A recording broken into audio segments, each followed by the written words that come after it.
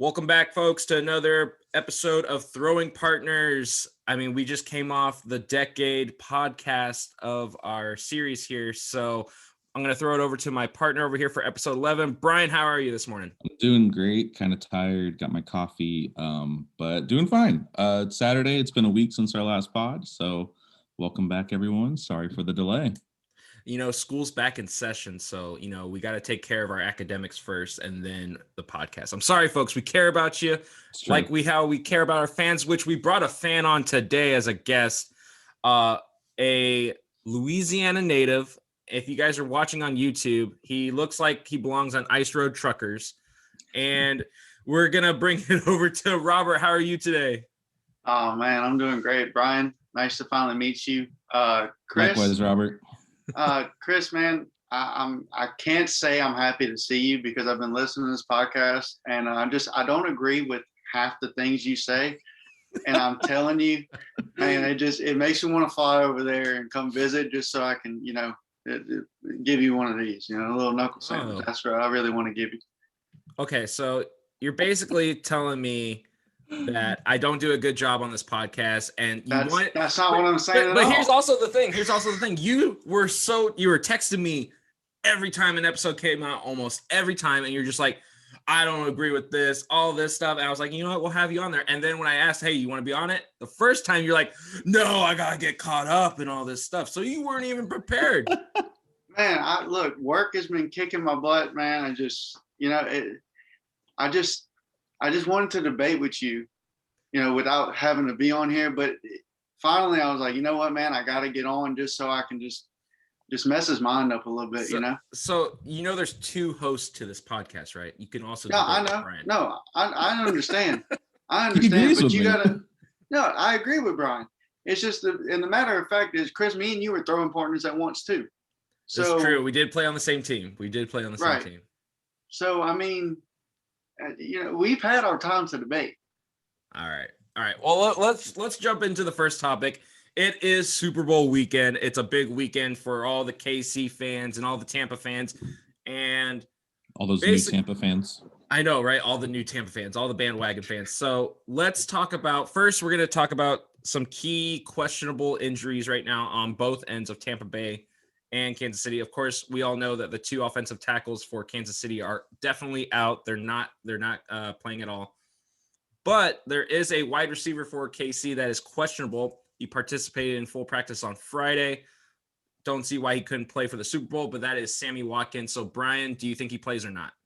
Yes, he's playing. If he did full squad practice a few days ago, he's definitely playing tomorrow.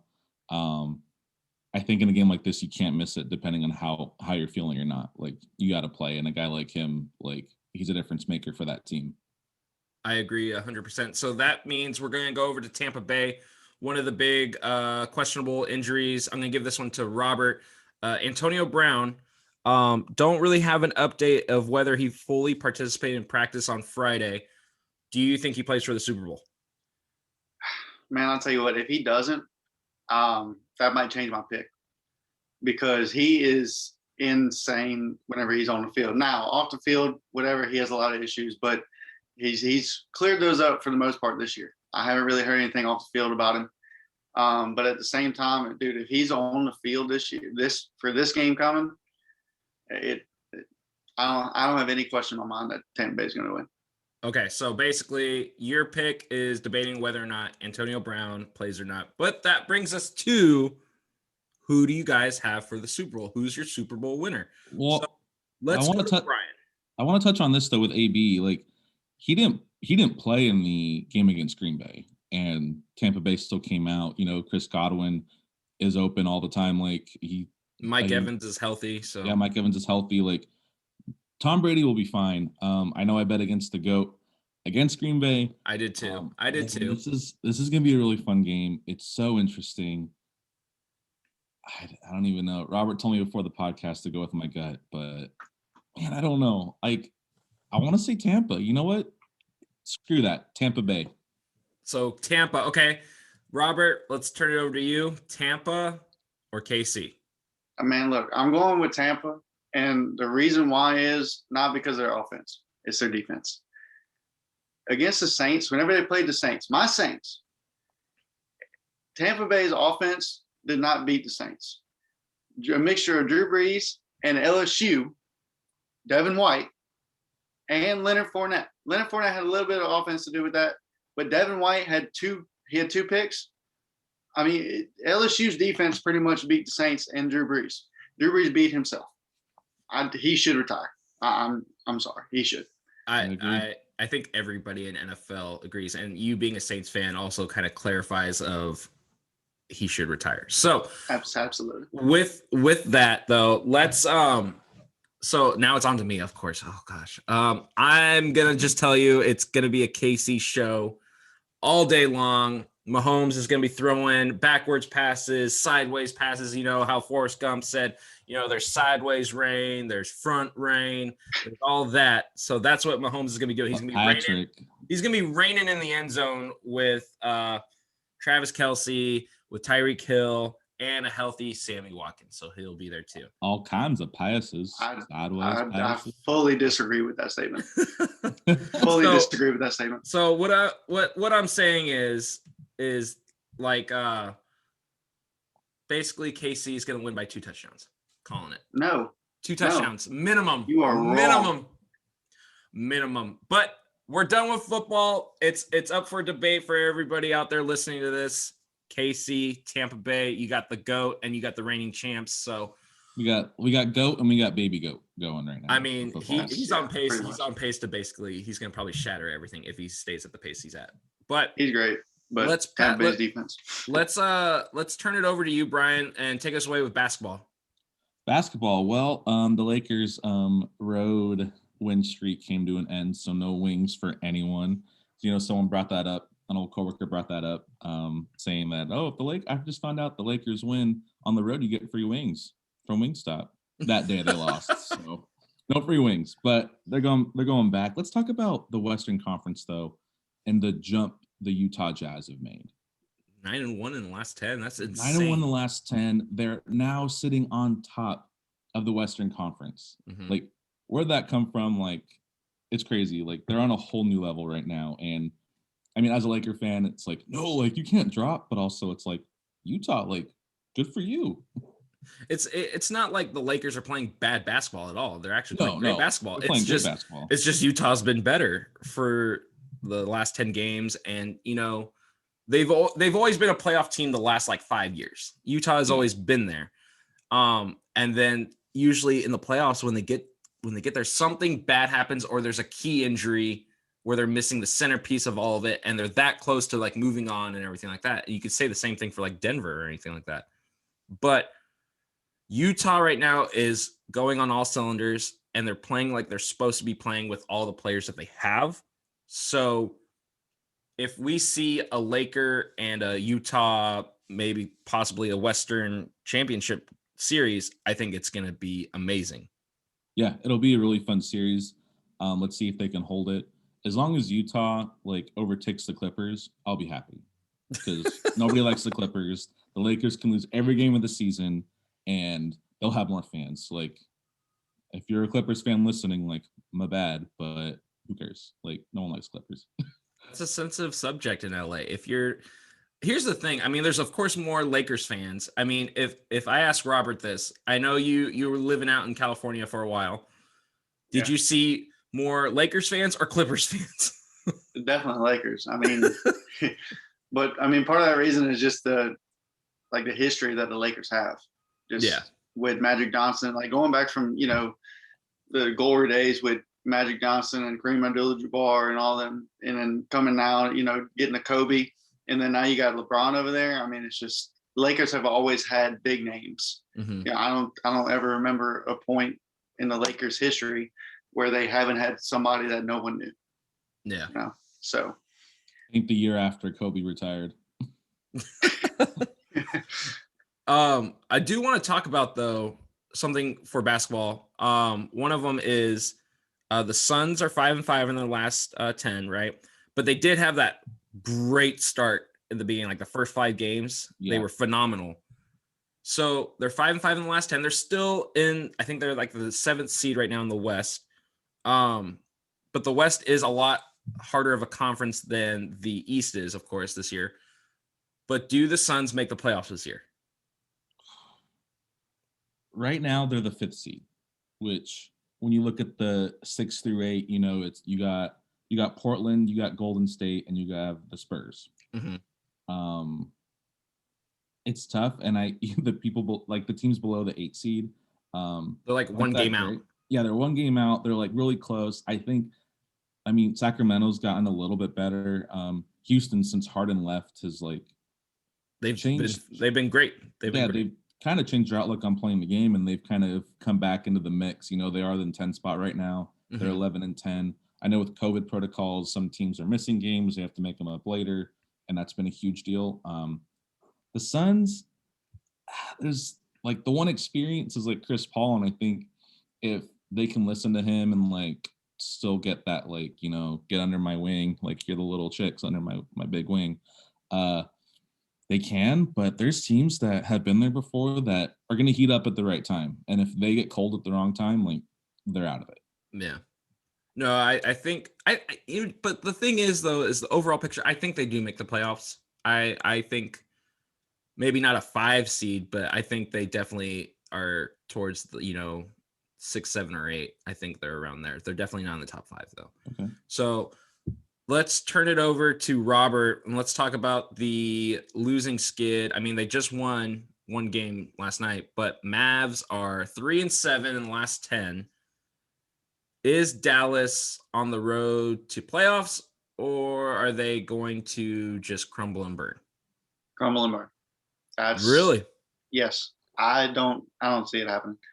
To be honest with you, I haven't really watched the Mavs play since Dirk retired.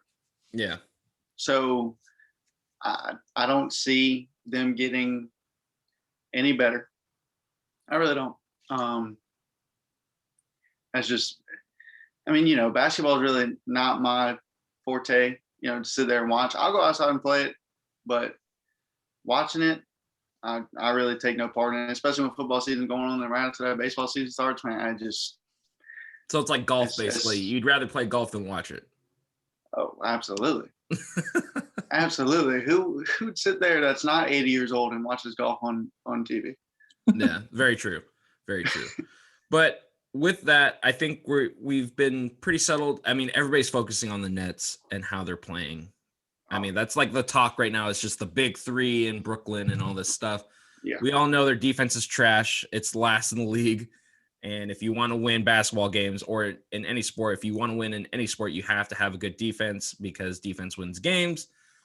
Even though you have the number 1 offense, it sometimes doesn't do the things it's supposed to do where you're supposed to win every game and all this stuff. So we won't really talk about the Nets because that's kind of like a story that everybody knows about already. They just need to get out and get someone. I know they've been rumored to get, Kevin Love from Cleveland, but Cleveland's going to ask for a lot to take on the rest of his contract. So yeah, they need some sort of help if they're going to actually take this all the way to the end, get to the finals with the big 3. But you can't be either winning games by 3, with a score of 147 to 144, or losing by that same score. Yeah, that can't happen.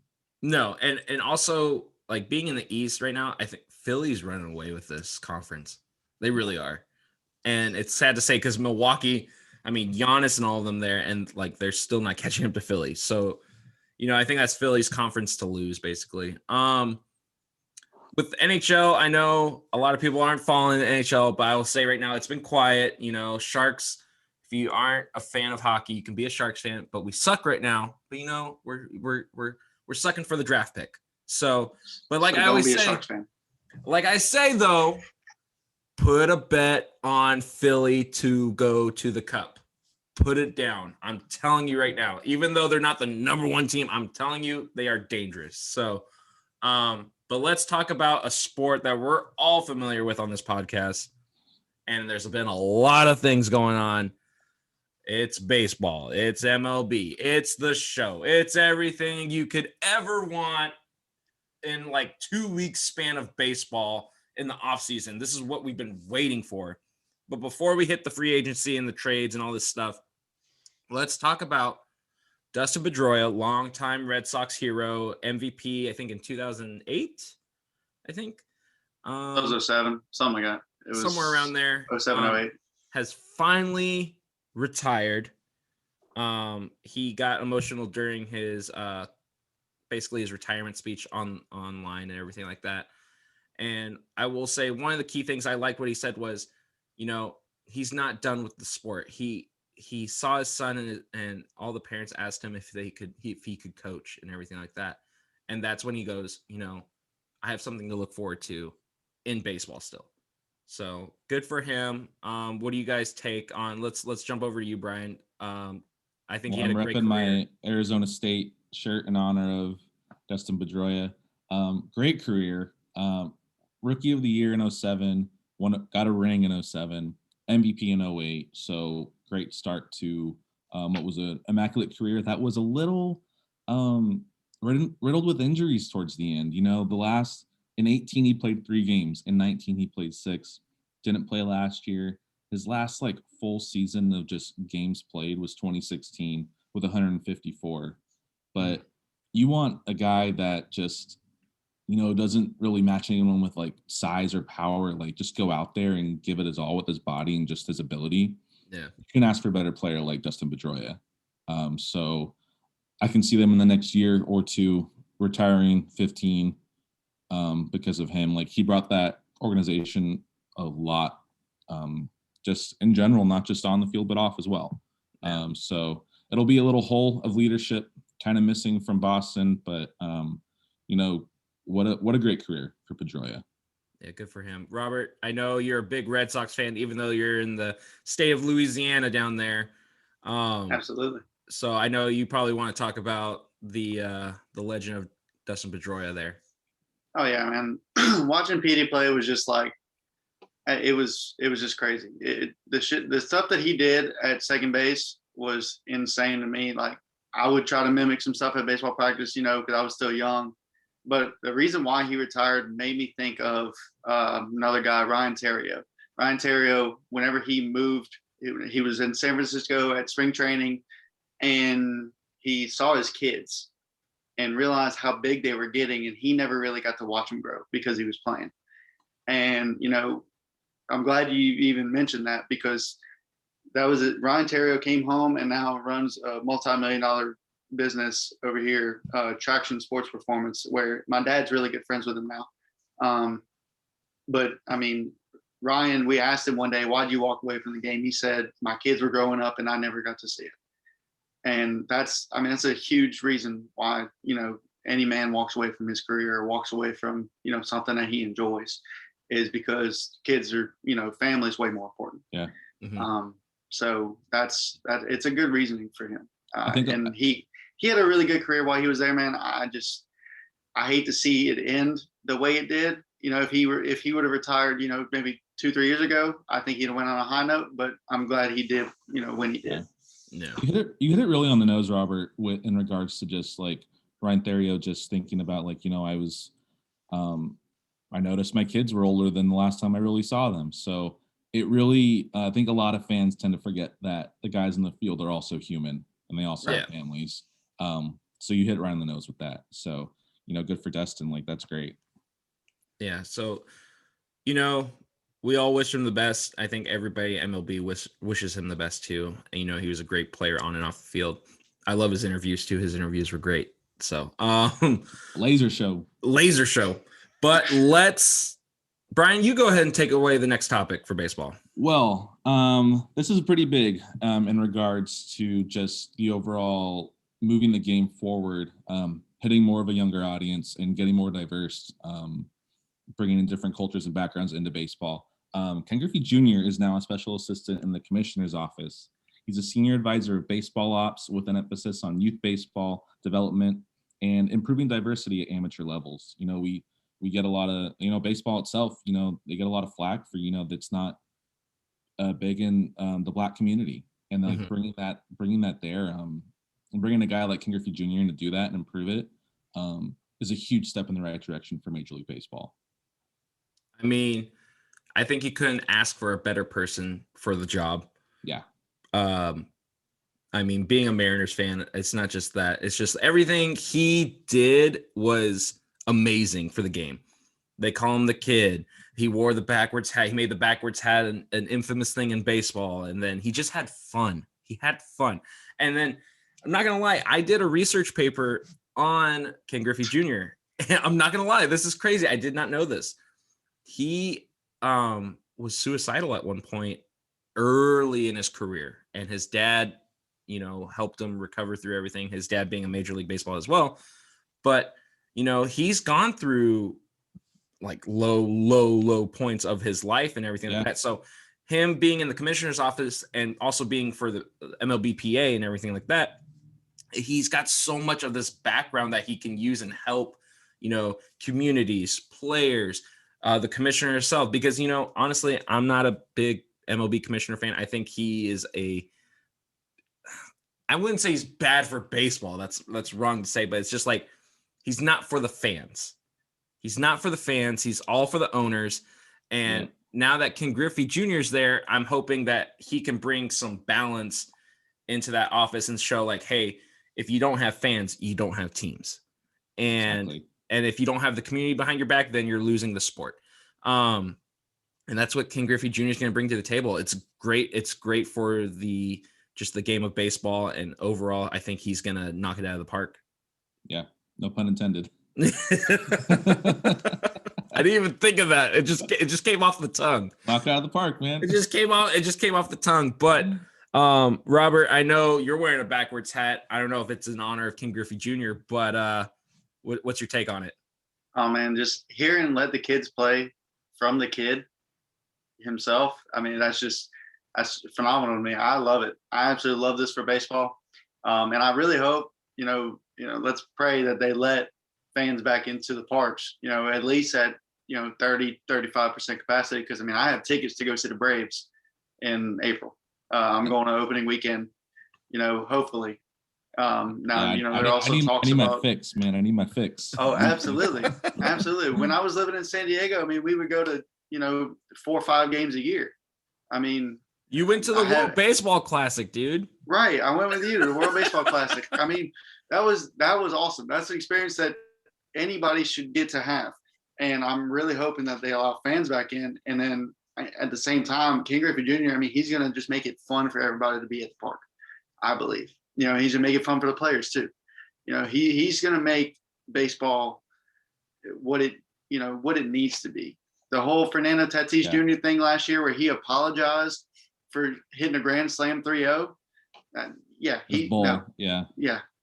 Sorry, not sorry. I'm playing to win. Just play baseball. Just now play Tatis graces the cover of MLB The Show 21. Oh, that's true. Y'all getting it? Are y'all getting it? Of course. Yeah. Okay, just making sure. Well, also, just making sure. I'm debating whether or not, because they also have that Jackie Robinson cover. And that's the one I'm getting. I really want that, but I also I want both covers, and I don't want to pay for 2 of the games. So I'm hoping people sell the cases. No, in my room or in this room right now that I'm in, I have from 17 to 20 all the hats that came with the game, all hanging up. So I get the collector's edition every year. I love it. I will say this though, I'm not gonna lie. So the 17 edition with Ken Griffey Jr. on it, right? Right. 17 was a really bad year for me, but when I watch the intro to that, of the game, when that video comes up, I'm not gonna lie, I cried so bad with the drawings of the chalk and everything. I cried so bad like a baby. It wasn't even funny. And my mom was there to witness the intro too, and she started crying, and she's like, this is such a great sport. And it's hilarious. But let's move to the big free agents and trades that have happened. We've been waiting for this moment a long time as off-season gurus for baseball. Let's talk about the first big one. And it is huge. It deals with the best third baseman in the game right now. Nolan Arenado traded from Colorado to St. Louis. St. Louis giving up. I'm not going to go through the list of players here. But St. Louis gave Colorado basically nothing. All these prospects they gave them were not even the top 100 of minor league baseball, let alone Colorado sent them $51 million in cash for the contract too. So basically, St. Louis has one of the best first basemen in baseball, one of the best and has the best third basemen in baseball. I mean, they have Paul DeYoung, who's a Gold Glover at shortstop. They lost Colton Wong. Oh well, they got Tommy Edman, who's crazy fast.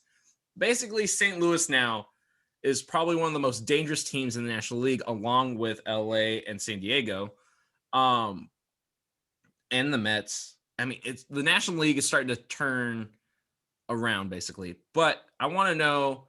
Let's kick it off with Robert first. Is Nolan Arenado gonna be basically as soon as he gets there an instant impact? I'm gonna say yes, but I'm also gonna say with an asterisk because you don't know. Baseball is baseball, man. Everything you could have one day where he goes 0 for 5. The next day he hits 5 tanks. Mm-hmm. One day he goes 0 for 3. Whoa. Who hits 5 tanks?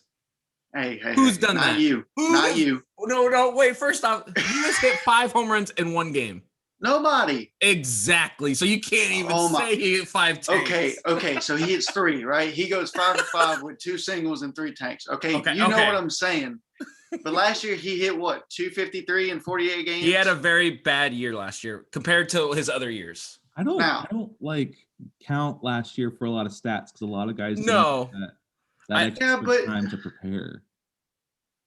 But the thing is like, you know, I'm not gonna try to jump into anybody's like time to talk here, but like last year definitely shouldn't count, but also should count because you're still playing baseball, right? So I'm not sure if he's going to be an immediate impact. I'm going to say yes because of how good of a player he is, but at the same time, who did they sign for pitching? For St. Louis? Yeah. Oh, they're banking on a healthy rotation, not with like Jack Flaherty and Miles Mikolas. They re-signed an old Adam Wainwright. He did phenomenal though. The last 2 seasons, he's been great for his age. Okay, how old is he though? I mean, he's pushing 40. He's almost 40. 38, 39. Okay, so you're banking on your pitching staff to not allow enough runs to where Arenado can come up, hit you a few bombs, and you win games. But here's also the thing, though, to go along with that. St. Louis has one of the best bullpens in the game right now. Okay, bullpens. Oh, okay. So if you ask your starter to go 5 innings, just 5 innings, and then leave it to the bullpen, I think you'll be okay. But how often do starters go 5 innings now? I mean, it happens all the time now. See, this is why I agree with Brian. It's not the 7 innings, quality starts that you get anymore. It's now a bullpen game. But why? Because it's easier. They're one bullpen. Okay, tell me this. Bullpen pieces are cheaper, correct? Okay. I think bullpen pieces are more, I guess you should say, versatile in the roles that they play. They can go from a closer, they can go middle relief, they can go opener. They're more versatile. And then 3, you don't have to rest them as long. You don't. You can have them go back-to-back nights and then give them another day off and then just go another back-to-back. You can easily do that. I don't know. You're putting too much strain on their arm at that point. Yeah, we saw the Rays fall apart in the bullpen this last postseason in the World Series. But the reason why was because okay, hang on. Time out. The Rays blew it because Kevin Cash didn't go old school. He went analytics. But that's Rays in general's analytics. But that's what you're saying. That is the reason why they lost it, was because they went off of analytics. They didn't go with a gut, or they like who has the hot hand right now.